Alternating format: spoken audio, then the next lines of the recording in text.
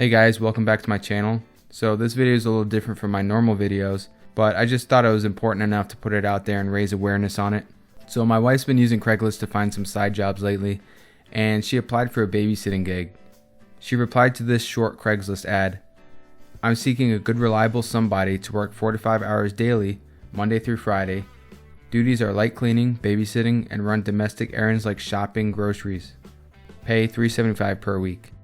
So the English is a little off, as you can tell, and the pay is pretty good for the amount of work required. It's about 20 bucks an hour. So first rule, if it sounds a little too good to be true, it probably is. She replied to the ad stating she was interested in the position, and she got this lengthy email in return. So it's pretty in-depth and it's pretty thorough about this guy, Davidson Ferguson, talking about his wife and his kid, and they're temporarily in Guam and they're coming back to the States. And the wife got a job offer here working for the EPA, and they're just looking for someone who can help out with chores and errands and babysitting and all that. 15 to 25 hours a week, very flexible hours, Monday through Friday. Talks about their kid a little bit, and then offering $500 a week. So it went up from the Craigslist ad. That should be another red flag. And the email goes on to talk about, if you accept this position, I'll instruct my finance manager, wow, that's fancy, to send you a paycheck via express mail, which will cover your first week pay and all expenses needed to make on my behalf. So that should be another red flag. If they're saying they're going to send you a check before they've even met you, I mean, that's fishy. And then the email goes on and they ask for a ton of information and then stating when they're going to arrive. So another red flag is them stating that they're out of the area or out of the country and they're going to arrive soon. So if you actually read it again, there's some questionable grammar in there. It seems a bit too good to be true, and it just has a suspicious vibe to it. Something isn't quite right here.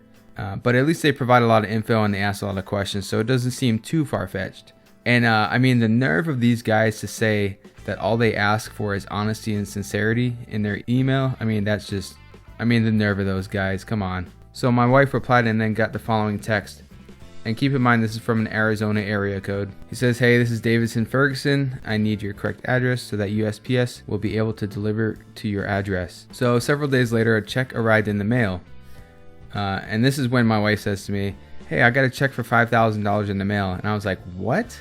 So my wife had been hired and barely told them anything about herself. No interview, no nothing.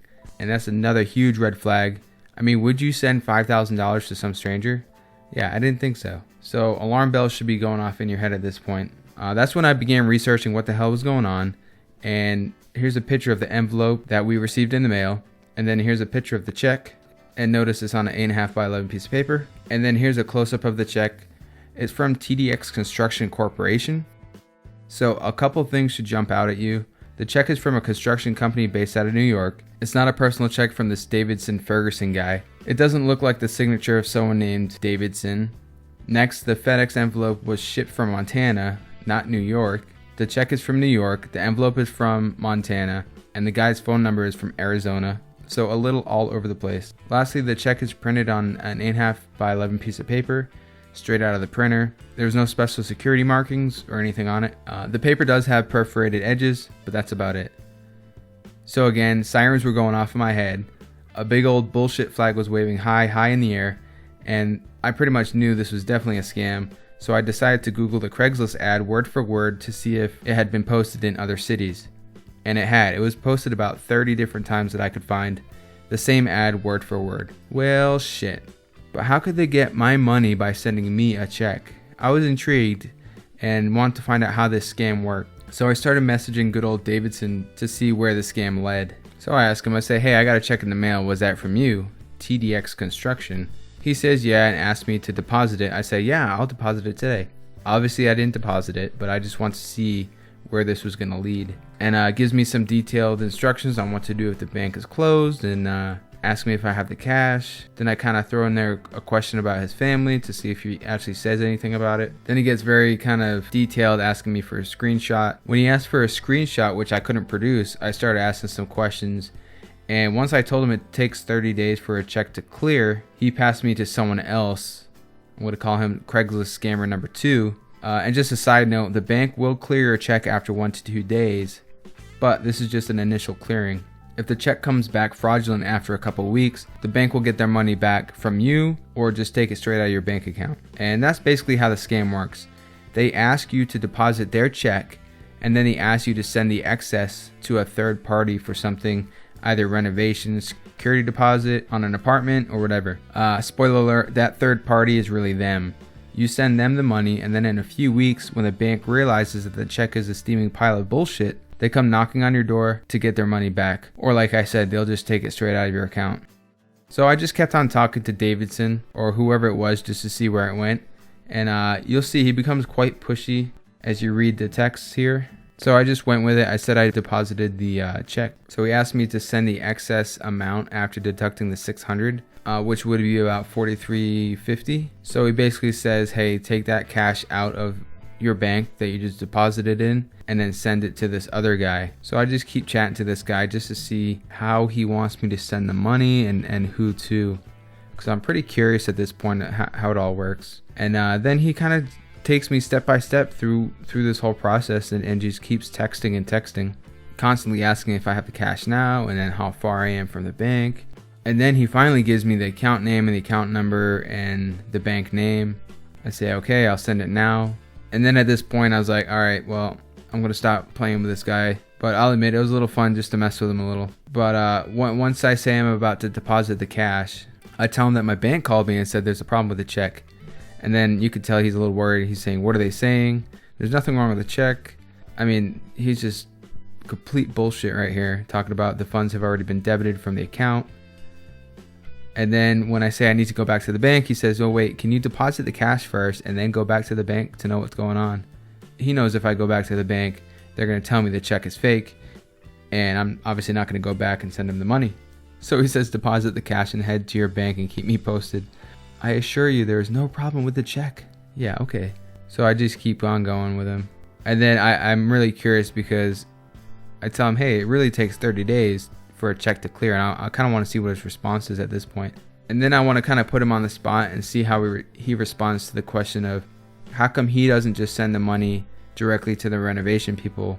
Why are you using someone else as a middleman when he's just as capable of wiring the money to someone else, right? And then he just keeps saying the same thing, that he needs me to deposit the cash and then go back to your bank to find out what's going on. And I just asked him, can't you send the cash just the same as I can? So I think at that point, he didn't really have a good answer for that. I really just want to see him squirm a little bit, to be honest. And then I finally just, tell him, oh no, I found out the check is fraudulent. Is this true? I thought we were friends. He was stating he wanted someone with honesty and integrity.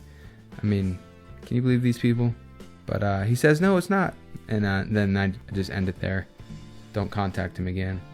So pretty interesting if you ask me, the way that this scam works. I mean, it's definitely shitty, and I'm sure they've gotten a ton of people with this scam. But the Office of the Comptroller of the Currency puts it nicely. They say the result of these scams is that the fraudulent check will be returned unpaid. The bank will then deduct the amount of the check from your account or otherwise seek repayment from you, and you will lose either the goods that you sold, the money that you sent to the third party, or both. So again, quick summary on how the babysitter nanny scam works. First, they're usually out of town and they will claim that they're moving to your area soon. Next, they'll hire you without any kind of interview whatsoever. Third, they send you a check for the first week's salary and it's way more than expected. 4, they ask you to deposit the check into your account and then tell you to send the excess cash to a third party for rent, renovation, etc. And then 5, several weeks later, the bank informs you that the check is fraudulent. The bank will then deduct the amount of the check from your account or otherwise seek repayment from you. So guys, bottom line, never ever accept a cashier's check from someone on Craigslist. And an easy way to spot a Craigslist scam is to Google the Craigslist ad word for word. So here's a quick example. I found this ad in Knoxville for a housekeeper. So responsible cleaner in Knoxville wanted. You'll be responsible for services such as shopping and so on. So I took that text in quotations and Googled it and came back with a bunch of results, all the same, word for word. And make sure when you're doing these searches, you use the quotations. And as you can see, I got a lot of results, and these ads are obviously scams. I clicked on one of them, and as you can see, it's word for word, but they just changed the city name. So pretty tricky. And another quick scam that they do is if you're selling something on Craigslist and you get someone offering to buy it with a check, decline it. Only accept cash. They do the same check scam but in a slightly different way. They'll offer to purchase your item and they'll send you a check, and it'll be in excess of the item so that you can pay to ship it to them. So again, you'll cash the check, send the item to them, and then have to pay the bank back for the fraudulent check, plus you'll be out of whatever you sold to them. So damn, that sucks, right? Only accept cash on Craigslist, never accept a check. Unfortunately, we can't do much to stop these people because they are overseas most of the time, so you can still report them, but I think the best way to stop them is just to raise awareness and learn how to spot a scam. If you have been scammed and want to report it, you can use the FTC, and I'll put a link in the description. Or for internet-based scams, you can report those to the FBI, link in the description. But again, it's overseas, it's going to be extremely difficult for them to do anything.